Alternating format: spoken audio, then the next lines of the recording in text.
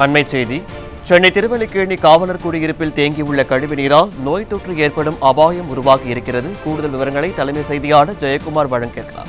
ஜெயக்குமார், வணக்கம். விவரங்களை பதிவு பண்ணலாம். வணக்கம் பாலாஜி. சென்னை திருவல்லிக்கேணியில் காவலர் குடியிருப்பில் 2 வார காலத்திற்கு மேலாக தேங்கி நிற்கக்கூடிய கழிவு நீரை அகற்றப்படாததால் தொற்று நோய் பரவக்கூடிய அச்சத்தில் வெளியில் சொல்லுவதற்கு கூட காவல்துறையினுடைய அதிகாரிகள், குடும்பத்தைச் சேர்ந்தவர்கள் தவித்துக் கொண்டிருக்கிறார்கள். இந்த லட்சணத்தில் தான் இந்த விடியா திமுக அரசினுடைய அவலமும் மாநகராட்சியினுடைய அவலமும் அரங்கேறி கொண்டிருப்பதாக அவர்கள் வேதனை தெரிவித்திருக்கிறார்கள். தமிழகத்தில் ஒருபுறம் நிபா வைரஸ், அதே போன்று குரங்கு அம்மை, அதே போன்று டெங்கு, மர்ம காய்ச்சல் என தொடர்ந்து பாதிக்கப்பட்டு வருகிறது. திருவள்ளூர் மாவட்டம் திருத்தணி அரசு மருத்துவமனையில் மட்டும் இன்றைக்கு 50க்கும் மேற்பட்டவர்கள் காய்ச்சல் காரணமாக பாதிக்கப்பட்டு மருத்துவமனையில் அனுமதிக்கப்பட்டிருக்கிறார்கள். ஒவ்வொரு மருத்துவமனையும் நிரம்பி வழிந்து கொண்டிருக்கிறது. இருமல், காய்ச்சல், சளி, உடல்வலி என பல்வேறு உபாதைகளால் சொல்ல முடியாத துயரத்தில் மக்கள் தினந்தோறும் அல்லல் பட்டுக் கொண்டிருக்கிறார்கள்.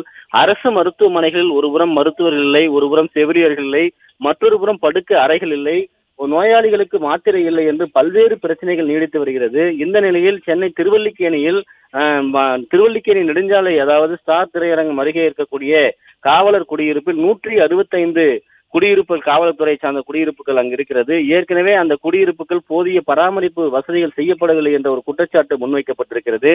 இந்த நிலையில் கூவமாற்றை போல அந்த காவலர் குடியிருப்பு நிரம்பி வழிகிறது சாக்கடை கழிவு நீர்கள்.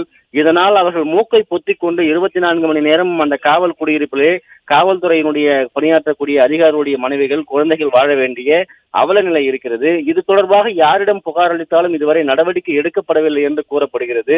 பல்வேறு தொற்று காரணமாக அச்சத்தோடு தினந்தோறும் மூக்கை பொத்திக் கொண்டு வாழக்கூடிய அவல நிலையும், நடந்து செல்ல முடியாத ஒரு நிலையும், பணிக்கு செல்லக்கூடியவர்கள் ஒரு சீருடை அணிந்து சென்றால் அவர்கள் மீது சாக்கடை தண்ணீர் தெளிப்பதும், அதே போன்று பள்ளி கல்லூரிகளுக்கு செல்லக்கூடிய அந்த குழந்தைகள் மீது அந்த சாக்கடை தண்ணீர் விழுவதும் என பல்வேறு துயரங்களை சொல்ல முடியாத அளவிற்கு அவர்கள் கண்ணீர் சிந்திக் கொண்டிருக்கிறார்கள்.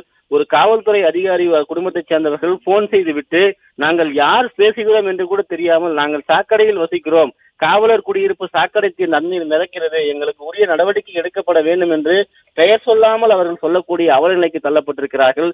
யார் சொன்னார்கள் என்றால் அவர்கள் மீது நடவடிக்கை பாயும், ஆனால் சாக்கடை கழிவுநீர் அகற்றப்படாத ஒரு நிலையில்தான் இருக்கும் என்பதை அவர்கள் உணர்ந்து இன்றைக்கு புகார் தெரிவித்திருக்கிறார்கள். சம்பந்தப்பட்ட மாநகராட்சியினுடைய அதிகாரிகள் இதுபோன்று இந்த சாக்கடை கழிவு நீரை அள்ளுவதற்கு யார் இருக்கிறார்கள் அந்த பகுதியில் உடனடியாக அள்ள வேண்டும் என்பதே அந்த காவலர் குடியிருப்பில் 165 காவலர் குடும்பங்களைச் சேர்ந்தவர்களுடைய கோரிக்கையாக இருக்கிறது. அப்படி அவர்கள் அள்ளவில்லை என்றால் தொடர்ந்து அந்த குடும்பங்களில் வசிக்கக்கூடியவர்கள் நோயினால் பாதிக்கப்பட்டு ஒவ்வொருவரும் சென்னையில் இருக்கக்கூடிய அரசு மருத்துவமனையை நாடி செல்ல வேண்டிய அவலம்தான் இருக்கிறது.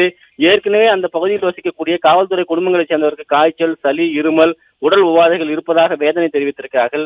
இந்த நிலையில் மழை போன்று, காட்டாற்று வெள்ளம் போன்று சாக்கடை கழிவுநீர் தேங்கிக் கொண்டிருக்கிறது. அதனை உடனடியாக அப்புறப்படுத்தி, அதனை செம்மைப்படுத்தி பிளீச்சிங் பவுடராவது தெளிக்க வேண்டும் என்பதே அந்த காவலர் குடியிருப்பில் வசிக்கக்கூடிய அவருடைய காவலருடைய குடும்பத்தினருடைய கோரிக்கையாக இருப்பது குறிப்பிடத்தக்கது. பாலாஜி, விவரங்களுக்கு நன்றி ஜெயக்குமார்.